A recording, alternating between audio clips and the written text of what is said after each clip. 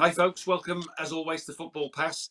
We're going to get our teeth into all things EPL, English football, this morning in the company of John Barnes and Gordon Strachan. So two men very well placed to dissect, well, is it fair to call it a crisis at Liverpool? It's certainly worrying times, a very bad run by their standards of results. I wonder if the performances have been as bad. Let's start with you, Barnesy. What's gone wrong at your old club? I see it in a very simple way. When you talk about injuries, it's not just about injuries, about having to compensate for injuries by putting people in different positions. So when people may feel it's about losing Van Dijk and Gomez, for example, or Van Dijk and Matip, it's not just about losing Van Dijk and Matip. Once you then put Henderson and Fabinho in those positions, you're losing Van Dijk, Matip, Henderson, and also Fabinho. So it's not just about the defense, it's about the midfield players who normally would press forward to allow the front players to press. And we've been used to playing in such a way for the last 2 or 3 years that when all of a sudden things change, we're just having to get used to it. So we are missing, to all intents and purposes, 4 players. We are missing 4 players and 4 important players. And that's affecting the front three. It's also affecting the 2 fullbacks. Because when you look at Robertson and Alexander, in terms of the way they play, in terms of them going forward at the same time with security, not just having Van Dijk and also Gomez, but having 3 hard-working midfield players to fill in for them, which means that they can go forward and not have to worry about anything behind them. And if you look at the third goal that Leicester scored, Trent Alexander may have been caught out of position, but Thiago, as a right-sided midfield player, wasn't aware of Harvey Barnes, where if it was a Henderson, a Milner, a Wijnaldum, even a Fabinho, they would have. So when you talk about just the injuries, it's not just the injuries. It really has affected the way we play. The front three can't press as they would like to, because when you have Shaqiri and Thiago in midfield, who are great players, don't get me wrong, they're not pushing it behind them to allow them to press higher up the field. The third goal we scored, I think it was against West Ham with 2 passes. We're not doing that anymore. We did it against West Ham because with Thiago in the team, playing lots of short passes. So I see it in a very simplistic way. And Arsene Wenger actually said the exact same thing, which was obviously picked up on. And as Gordon will know, depending on what accent you speak with, depending on what you say, will get more respect than others. But when Arsene Wenger made the point yesterday about Liverpool's situation, everyone went, yeah, that could be true. Since Thiago's been there. Yeah, that's interesting. Gordon, do you agree with all or a lot of that? Well, I agree with definitely what John said. Well, a lot of it. So it's a waste of time me being here, really. Can we move on? Well, so You're just here for the beard. Just to show my beard. The eye candy, Gordon. The eye candy. Just exactly. John said it's quite interesting, and we get this in all coaches. If somebody with a foreign accent says something, wow, how fantastic is that? But if John says it, it's just John saying it. So I find that very interesting, which is quite right sometimes, because we have some fantastic coaches here, but we get bamboozled with some foreign coaches because they speak a different language. Similar to Scotsmen and Frenchmen when they're chatting ladies up. We struggle badly. French, not a problem. Fall in love with them. We say exactly the same things. Similar to Eric Cantona. When he says something about seagulls and trawlers, he's a philosopher. He's basically Ramsey Nesbitt. So if we say something, we're Ramsey Nesbitt. But getting away from that, John's got it spot on, It really is. I've been watching this for a few months now. Getting back to Thiago, wonderful ball manipulator. But I seen him try to track someone back about 3 weeks ago. And it felt like how I would feel now trying to chase after someone. I think they've lost the power. Thiago's a wonderful footballer, but the power of Fabinho and Henderson was unbelievable in terms of recovery, strength when they engage people, running back, winning knockdowns, because people think that's a horrible thing. But they win knockdowns. They got to things. Doing things on top teams about winning knockdowns. They get to power, play, and then run. And they were moving people about. So I think that powers went from Liverpool. You take away the centre halves, the power there that they had. So there's this real power. it seems to be more flimsy now, and it has to be really precise to get through. And when your guys are not working in all cylinders up front, then you have a problem.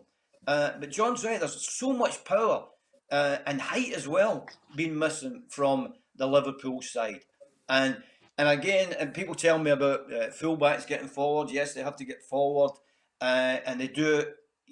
At Liverpool, their width nearly always comes from their fullbacks, unless Salah stays out for a bit. Trent comes in the park a bit. But you can only go forward with real energy and purpose, as John says. If you've got behind you, you've got this power to get back and say, get on with it. Man City play with width like that, but they do it a different way. They sometimes use wingers out there, and De Bruyne and other people go and play where Salah and Mane go and play just now. So it's an interesting a debate, but a common sense debate will say that this was liable to happen. This was liable to happen. If John's, it's similar to Leeds yesterday when they had to put Ayling to centre half and Shackleton to right back. The 4 goals down within, I don't know, 46 minutes, 47 minutes. It's very hard to replace these, especially when you're talking about real power, pace, because you can see the pace in Fabinho and Henderson when they go back there. The recovery, I think I've seen Fabinho doing some recovery about 3 games ago, getting back and getting a tackle against a world-class player. And that's what's missing in midfield just now, because the midfield, Jones is a lovely technician and Thiago's a lovely technician, but they do not have the power that these other guys have got. They'd be. So, I think if you're picking a 5-a-side team, you pick they 2 first before Henderson and Fabinho. But when it comes to playing on this big pitch, you need that power. So with that in mind, John, why have the club waited so long to then find 2 centre halves that are clearly going to need, at best, time and coaching to adapt? Would it not have been more prudent to find, if you could, centre halves that could slot in and free the likes of Henderson and Fabinho back into their normal positions? Well, first of all, you're always going to have to wait till January, because don't forget, these injuries happen once the season started, so you're not able to sign players until January. So they always have to wait till January. And secondly, because of the pandemic, you're not going to be able to get the best players. January is never time to sign players because, of course, if you talk about Upamecano, Koulibaly, all of the best players are still in the Champions League. Their clubs aren't going to let them go. So therefore, while even if they were available, January is still not a time to buy them. In this uncertain times, who can you actually get in the transfer? The pandemic's here, not many people are signing players. It's not just a point of then saying, as football fans always want, let's just go and spend millions and break the bank to sign the best players in the world. That doesn't normally happen in January, and definitely doesn't happen in these times with the pandemic and the uncertainty. So this was just always a situation whereby we had to just try and stay in the game, stay in and see whether we can, come the end of the season. But of course, he's going to be back at the end of the season, so is Gomez. So is it worth doing then? But Gordon's point was interesting because when you talk about, he mentioned Leeds yesterday, and of course Liverpool, similar but in a different way. If we have our best 12, 13 players, we can compete with anyone. But once we get 2 or 3 injuries or players losing form, same with Leeds, their best 11 players can compete. We are not able to sustain that level of consistency. Manchester City can bring in any player and they can still play the same way. They're not even playing with centre forwards now. They're still so good. Whereas I always felt that Liverpool always had to have their best 13, 14 players on form and fit. Leeds are similar. So it's unfortunate, but for me, it's obvious. The whole idea of them lacking focus, of them being complacent. Jurgen Klopp's teams aren't complacent. They play with 100% commitment, desire, determination in training every day. Forget about the games. So unfortunately, this has happened, but we're just going to have to try and get through it. Finish in the top 4, I still think we will, because of the inconsistency of everyone else apart from Manchester City. And then, come again next season. Gordon, as a manager, do you feel for Jurgen Klopp, obviously he's had the season from hell in terms of these injuries. He's lost his mum in the last few weeks, can't even go back to Germany to be with the rest of his family. He's getting stick from, I think, a very, very small minority of supporters, but it's one thing after another. Evertonians, man. Evertonians pretending to be Liverpoolians. Yeah, okay. Yeah, by the way, John's spot on with that. Go back to this what we can't, and it's great that we try and keep away from it here. The normal thing is what the fans are saying. You go, well, who really is saying it? We don't know who it is, and you look into it, and it's four guys. So we need to watch that. I think everybody's behind Jurgen Klopp, and I mean that's me as well. I'm not a Liverpool fan, but geez, what a time he's given you in the last 3 years. What a time he's given you. It must be fantastic. And there's theories going about that they're getting tired. I don't buy that at all. I really don't buy that.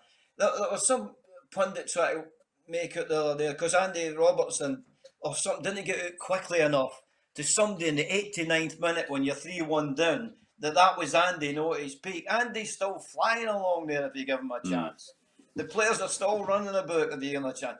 But to pick out things in the last 2 or 3 minutes of a game and say that's the purpose, me and John know that in the last 2 minutes of the game, you can do anything, especially when you're 3-1 down, when your brain's scrambled, you're getting beat. Do you rush it like a maniac and close it? No, you're actually thinking, how do we get into 3-1? So we don't wait. It's like when we get financial experts on Sky News. Are they really financial experts? The top financial experts keep themselves to themselves, and you do not get the financial experts. That's the problem you get in football. And to look at things and manipulate it to look like that is what Liverpool did. Now, did you see Liverpool against Spurs? Did you see Liverpool against West Ham? And they started the game okay the other night there. So it's a nonsense. I think the determination, power, well, not the power, but the fitness is still there.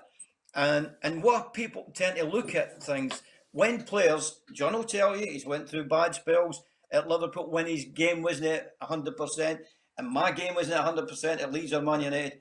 There was no reason to it. It wasn't because I wanted to move or I wanted to do this or my wife wasn't talking to me or anything like that. I had problems. It was just because I wasn't playing that very well at the time. It's impossible to go through your career without having these periods. But in today's modern game, there has to be a reason for it. Has he lost faith in the manager? No, I was just rotten. And I was struggling with being rotten because I was playing against players who were playing better than me and my confidence went at times. So we need to tell you watch what we're doing when we start looking for things that are not there. Liverpool are in a great way. All they need is the players to come back, 2 centre-halves, 2 midfields to go back in there, and you're back to normal again. Now, whether that's as Gordon says, whether that normal's good enough to beat a Manchester City team playing at the moment, that's different. But I'll tell you the interesting thing that Gordon says there when everyone thinks there's a reason. And most of the time, there's not a reason. Managers can't say that. Managers can't go on and just go, what managers can say are the options he had available to change, but he doesn't know whether that would have worked. So to say, I wouldn't have done that or I should have done that. But people always want an excuse, always want a reason. Now, Jose Mourinho, no manager, Jurgen Klopp, he's not doing anything different now than he did last year or the year before he won all those games. So for people to then say what Jurgen is doing now or what he should be doing in training, the messages he gives to the players, his attitude, his commitment, is exactly the same as it always has been. It's just one of those things where it's not working.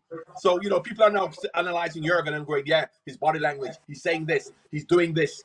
Is he doing something different? It's just one of those things whereby you're going through a bad period and we'll come out of it. So how do you get through this, given that they've got Leipzig over 2 legs, which is no mean task, and obviously they're desperately keen to finish in the top 4 for lots of reasons? They have to keep believing. They have to stay together. The fans have to be with them. Because as Gordon said, you look at the West Ham game and the Tottenham game, and it worked. Now, as I said, when you then bring in 2 new centre-backs, for example, these are young boys coming in, be it the boy from Germany or whoever you play. Even if you play Henderson there, Henderson's not going to be a centre-back and Fabinho all season, and we're going to win the league with that. They've come in, they've fitted in well, but we're going to have to try and cope with it. And the only way we're going to get through it is if we stay together, we believe, and we keep going, because it's an unfortunate situation we find ourselves in. But as I said, he's still maximizing the potential of what he has available. You can't ask any more of him. No. Can it spread, Gordon? I look at the goalkeeper, who's a calm, composed individual, and he's had a couple of obviously bad moments. Is that what's going wrong that you've both just highlighted and discussed? Is that kind of spreading almost to an individual player like Alisson, and it's causing him consternation and to make slightly rash decisions? Listen, there is times when you're a football team when you think that nothing can go wrong. You just feel that good. Um, but it happens now and again that you make mistakes at this point where maybe everybody's not as comfortable as you should be when he's looking at people round about him thinking, well, it's no Van Dijk, it's no that. And maybe teams are now pressing Liverpool more at the back than they were, say, 18 months ago, because I think that's getting more prevalent in the game just now. And I think you will see a wee change in passing, especially when you see mistakes like this. There's a more variation from goalkeepers. I think I've seen so many over the weekend where people think to be a good footballing side, you need to pass from the goalkeeper all the time. I think there is times when you do it and times when common sense takes place. And I think the guys took too much on themselves. Alisson said, we are a passing team at times. We must keep passing. But there must be times when, and I think this will be a good learning curve from Alisson himself. And it's unfortunate to make a couple of mistakes in the one game. And it can affect you that way when you make one mistake. Sometimes you see a striker taking a penalty, misses it.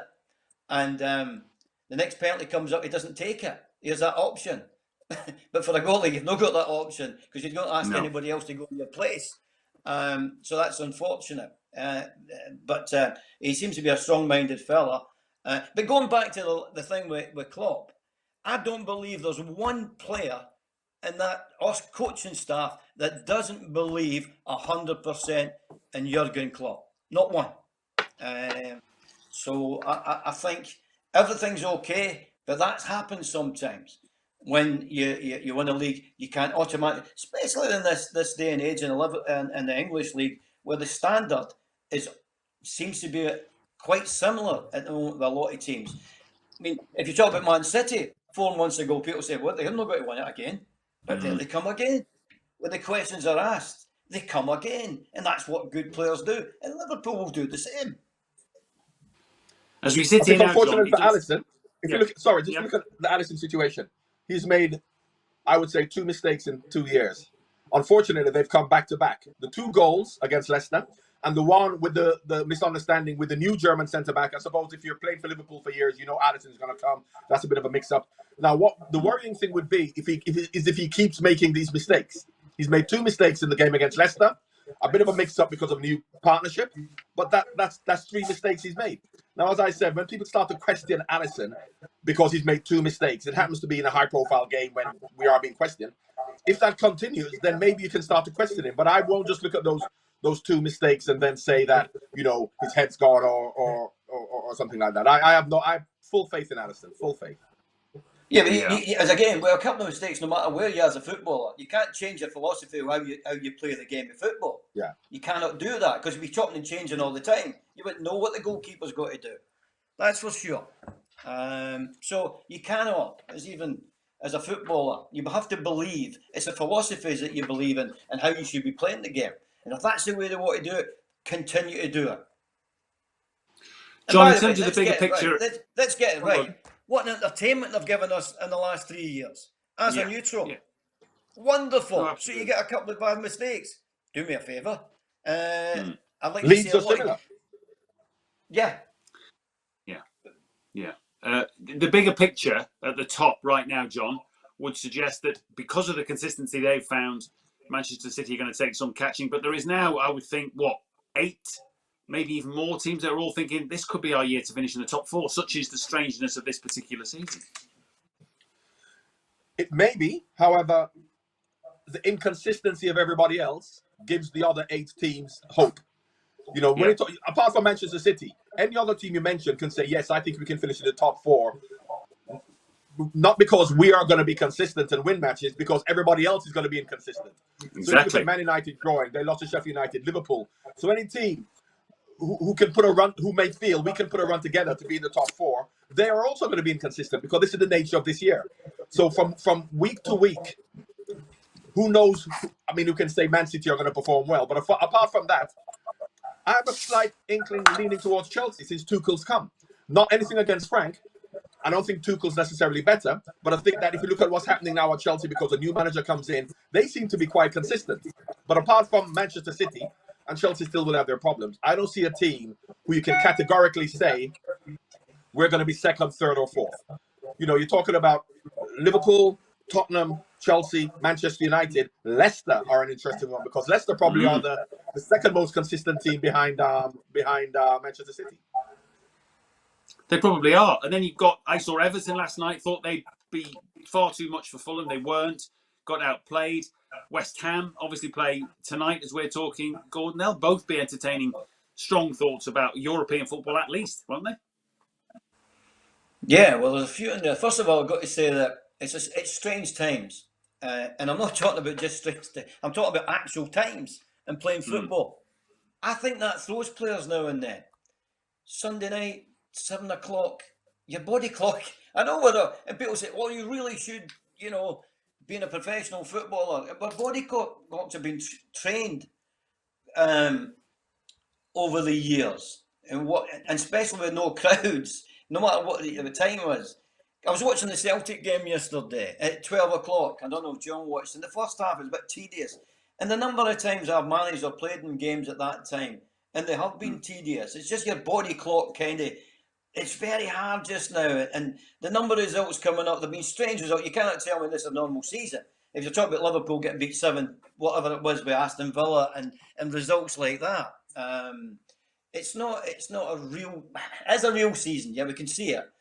But it's amazing who needs the crowds and who doesn't need a crowd. It's very strange at the moment. It really is. So you never know what's coming around the corner with this league.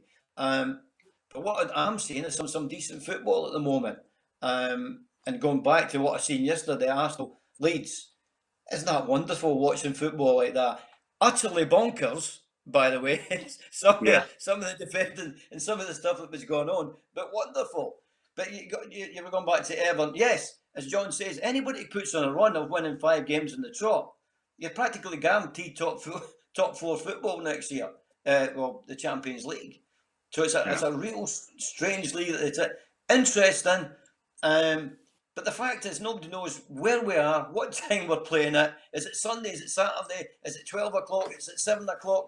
It's very hard for the players and coaches to focus when things are like that. I think it's very strange. Because I think the only time that John probably and myself got it was around about Christmas time when football. Were you into train? Were you not into train? Were you starting at 3 o'clock? Were you starting at 6? And whatever we did as a manager, I never seen me work. It was always so. It's a right strange world we're living in at the moment in the football world. The other thing I think, John, at the moment is obviously if you watch one team regularly, you get a feel. Even if it's on the telly, it's better live. But if you watch your team regularly, you have a feel over a period of weeks and months as to how they're playing and what's happening. But because we're watching almost every team and every game at the moment for obvious reasons, you get millions of snapshots of all these different teams, and you're drawn in different directions with every set of snapshots. You don't quite know how to feel about any specific team. However, the similarity between that and what's happened in the past is what the general public do. And Gordon was talking earlier about, the experts, be they financial experts or footballing experts. What we do is we tend to watch highlights. And then we form an opinion based on the highlights. So therefore, if you look at Jack Grealish, he could be the best player in the world because the highlights we see of him, he's always doing great things. The interesting thing about that was after the Manchester City-Tottenham game, Manchester City-Liverpool game, when we were waxing lyrical about Phil Foden. And straight after, they interviewed Guardiola, and they talked about how great Phil Foden was. And the first thing he said was that in the first half, he was taking up wrong positions. He didn't know how to play that withdrawn role. He wasn't bringing people into play. He wasn't playing without the ball. He was being very critical of his play. He then scored a great goal and created 2 great chances and 2 great goals. And that's what we see. And we assume that Phil Foden's the best in the world because of that. Whereas Guardiola is analysing what he actually does without scoring goals. And he wasn't criticizing him, but he was saying he still has a lot to learn. And that is what you have to do. So why I mentioned that is because when we see games, and for example, I mentioned Aston Villa 7-2 against Liverpool, or we mentioned Leeds, or we don't see the full picture. We just see the highlights and snippets of so many different games, and then we say, aren't Sheffield United struggling? Fulham is a great example. Because, okay, they played well and beat Everton 2-0. Against Liverpool, they played that well where they didn't win. And games they've lost, they played that well and they didn't win. And people have this impression about Fulham struggling because they haven't won matches. But if you continue to play in that way, they will win more games than they lose. And Jurgen Klopp says the same. We continue to play in the way we're playing, apart from the last 10 minutes and mistakes, we'll be okay. On City's purple patch at the moment, Gordon, and it's quite a long purple patch, is it ridiculous for me to suggest that the absence of a kind of orthodox striker has turned into a bit of a kind of, not a blessing, but a positive? They found other uses for players like Gundogan playing a bit further forward and so on, and a lot of them have blossomed because of the lack of a focal point. Is that daft? Yeah, there's two things with Man City. First of all, they got themselves right at the back. You know, when you're talking about buying players, Diaz, unbelievable. I mean, he's this sort of player who, when you're playing beside him, you go, yeah, I like you being here. And you feel better about yourself. He gives off this I'm invincible sort of mode. And it's a wonderful thing to have a player like that beside you. I'm invincible sort of mode. The only one a couple I played with, Brian Robson was one, where you think, wow, thank goodness you're here. But he's got that. Stones has now went, I could probably make a mistake here. This guy's got to get me out there. Laporte. But I've got to say, for any young coach who's thinking about playing like Man City, nah, don't even try it, because you've not got the players to come anywhere near it. No chance. It's a collection of players who can see things, who can eliminate people, who can, his decision making is fantastic. And it's a thing that people take for granted, that when people talk about passing teams, they're a passing team, but they can beat you. Anyone can beat you. That solves all sorts of problems if you can beat somebody or shield it and take it away. No matter what, Cancelo, he's added to it. He's different from Walker, but he's doing different things from Walker. You know, it really is. And what they do, nobody else can do it. Trust me. So they could only do it at Barcelona as well, when they had Messi dropping in there and Neymar out there and things like that. So please don't think when you walk out to your train and think, that looks good, I'll have a bash at that, because it's not going to work.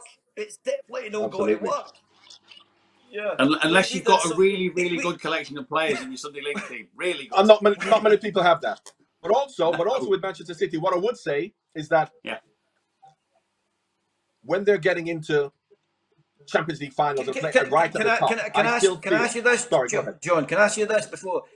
Do you think the Gundogan's and all the rest of Bernardo Silva's and all the rest of them, Foden, and I think De Bruyne is the best player in the world at spells. Do you think because he's at the team, everybody's went, we better do something? You know, we better show we're worth it at this moment in time. And it looks like everybody, Gundogan, David Silva, Mahrez, and all these, Foden, they've went, right, we better do something, because now people are looking at us and they'll probably say, if we lose games, it's all because of De Bruyne. Yeah. Now, I've seen other clubs who have been like that, and because the top player goes out, two top players, the other ones who can't come in can't do anything. They're not good enough. They're not used to it. So 100%. 100%. Look at when Coutinho left Liverpool. All of a sudden, everybody else stepped up to the plate. When you have a player who is that dominant, whereby everything has to come through him because he wants the ball everywhere, the other players feel inhibited and they don't show their worth. When they're not there anymore, you play more as a team rather than everything going through him. Obviously, Messi has done that at Barcelona for years, and now Messi's power is waning. You can see Barcelona at times, without Messi being the power he was, what are we going to do? So it may have a transitional period. We went through it with Steven Gerrard and Suarez, when all of a sudden, you know, if they weren't there. Coutinho is the interesting one for me, because people are talking about, you know, when Coutinho leaves, what are we going to do? That's when everybody else steps up to the plate. Yeah, and actually, if you think about it, when Harry Kane's not playing for Tottenham, they're still trying to find out how to play. When Hazard left Chelsea, they're still trying to work out what to do without Hazard. Is that fair? Oh, listen, without Harry Kane, absolutely, whatever plan you want is gone, because he's the best number 9 in the world. Now, seriously, number 9 that can actually score goals, bring people to play, and hit incredible passes. I've seen strikers like Shearer, who's a magnificent goal scorer, but cannot hit passes the way Kane can do. And actually, and if you watch him when he goes back and defends corner kicks, who heads it away all the time? It's incredible. He is an incredible player. So when somebody that dominant goes out, then you have to try and change something. You cannot replace somebody. So if you said to somebody, right, I'm going to spend 60 million on replacing Harry Kane, who's a £60 million player? And he'd probably go, No, I'm not coming because I've no chance of getting a game with Harry Kane. But I think the struggle when Harry Kane goes. I think Tottenham will though because of Mourinho. Because when Kane and Son play, Tottenham don't play in a particular way to then create lots of chances, and they're a part of that. They're the ones who create the chances and score the goals. Because Mourinho likes them to be very strong, very pragmatic defender, and then those two do what they do. With Manchester City don't do that. Manchester City can leave out any one of their players because of the way the team plays. The team will play in a way to create chances for whoever happens to be in those positions. The way that Mourinho is, you need Son and Kane. You can't replace them because the team doesn't play in a way to create chances for people in that position. Those two create their own chances. So I think that's a little bit different. But with Man City, as I said, you don't play with Aguero's gone. They don't ever set up forward. Phil Foden plays there. Mahrez plays there. But the way and that is why Gundogan is scoring these goals. He's not improved as a player.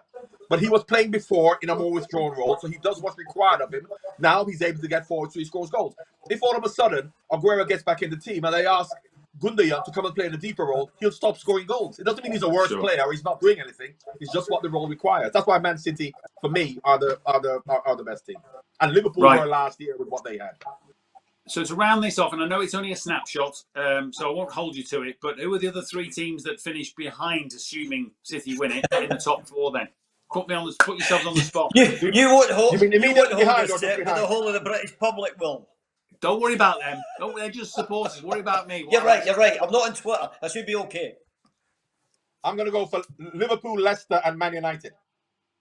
Okay. Yeah. Okay, I can see Maybe that. not in that order, but those are the top four. But those three. Okay. Anyone else, Gordon? Chelsea, Tottenham, Well, Everton, I've not had a look at the table this morning, to be honest with you.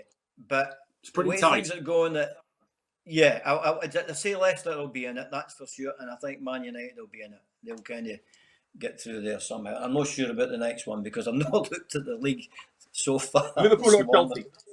I don't even know what day it is. The number of football coming, I don't know what day it is. You just carry on being the eye candy. Me and John will worry about the table. Thank you.